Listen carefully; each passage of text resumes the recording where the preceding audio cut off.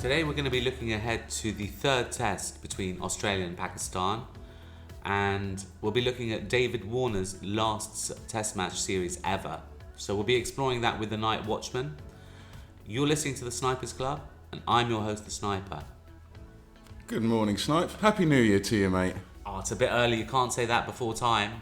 Ooh, well, I'm not too sure if I'm going to be awake for that one. Why?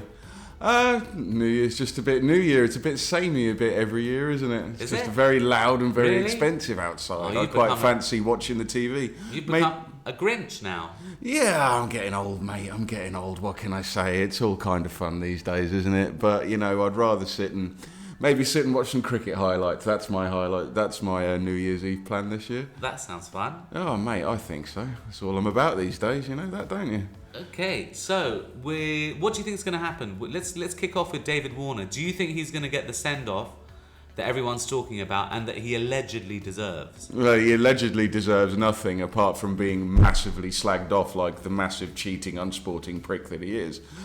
But hey, you know, it is the element world of cricket, and he is going to be on his way to fame and fortune. I mean, he's scored more runs than Matthew Hayden and Mark Waugh, although he doesn't really deserve to be mentioned in the same breath. He's kind of let me down on the Player of the Series award as well. Last match, although a little bit disrupted by the weather, he's had a couple of crap second innings in this series. He started off pretty well. He was doing okay until the weather disrupted him in the second series. But he's coming home. It's his last ever test series. He's in front of his home fans. Everyone's going to be looking to give him a good send-off. It's against his favoured opposition as well. His average against Pakistan is far, far higher than it is against anyone else. And not only that, but I think the Pakistani bowlers, who are a little bit more sporting in terms of than your average Australian, are going to be giving him a real chance this year, and they're not going to be bowling into his ribs. He's going to avoid him the sledging. Not that, like I said, he doesn't deserve it. I'll be glad to see the back of the cheating git, but, you know, he's done his service for Australian cricket for the last 10, 13, 14 years. So maybe he gets his chance. What can I say? Okay, and what's the weather looking like this time around? Well, the weather's been a bit of an interesting one. I mean, it definitely disrupted the second test. It really caused the pitch to be a little bit of a mess and disrupted the play. So Australia scored a lot lower total than I thought they would in the first innings. It's been very difficult to get odds on this one in certain places, and this is because I think that the changing weather report for next week, I mean, it looked like it was going to be El Nino all week. But now it's chilled out, and then now a little bit of showers here and there. It seems to be drying up, and normal services resumed for the typical Australian summer. Right, because, I mean, looking towards the end of the last test, it looked like Pakistan had a chance. Have they got a legitimate chance in this test? I really don't think they do. I think they had a couple of flashes in the pan, but they've looked genuinely terrible. They've had a couple of guys throw out some odd moments in this test. I mean, Shan Masood played way above his usual standard, wanting to be a captain, but it was a slow, grinding innings that he went for on both occasions to get his rather moderate sort of 50, 60 scores. Do I think he's going to do it again? I really don't. There might be another couple of players who might, but Pakistan has been marked by a huge period of inconsistency during this test.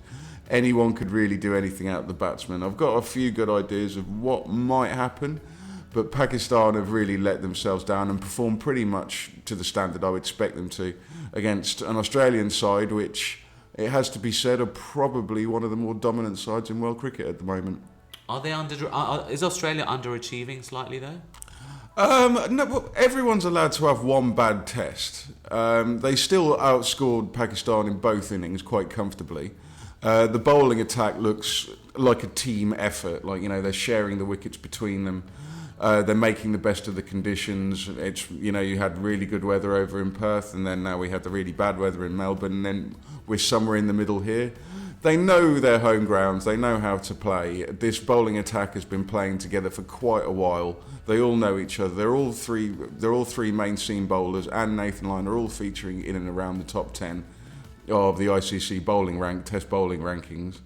Like Pat Cummins and Mitchell Starc, their opening bowling partnership, have just been the two highest players in that IPL bidding.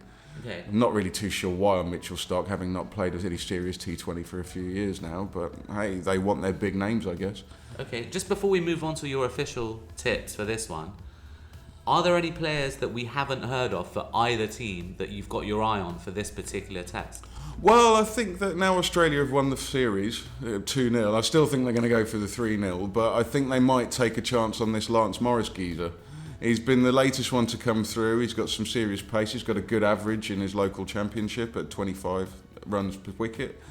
They've been talking about him prior to the test, and I think that now the series is all wrapped up in the bag. I think they might give him a chance and give him a go. It remains to be seen what the selectors are thinking, because this Australia team, they might want to have like a good send-off altogether. All of these guys are getting on a bit. When you look at this squad, you've got Khawaja, you've got Smith, you've got Warner, who's now retiring, you've got Hazelwood, Starc, Cummins, Lyon. They're all in their 30s now, so they've got a few years left in them. There might even be one or two more retirements on top of David Warner on this one after this series. No one's really announced yet, but they're all getting to that point.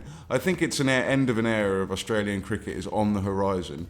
So they do need to look like they might want to blood someone, but they also might want to give these guys a last chance to play in Warner's last test. Okay, that's pretty interesting stuff. All right, so should we have a look? First of all, actually, have you looked at the player of the match odds? Did you find any potential long shots or smokies in there? I did have a look. Let's have another little look over it.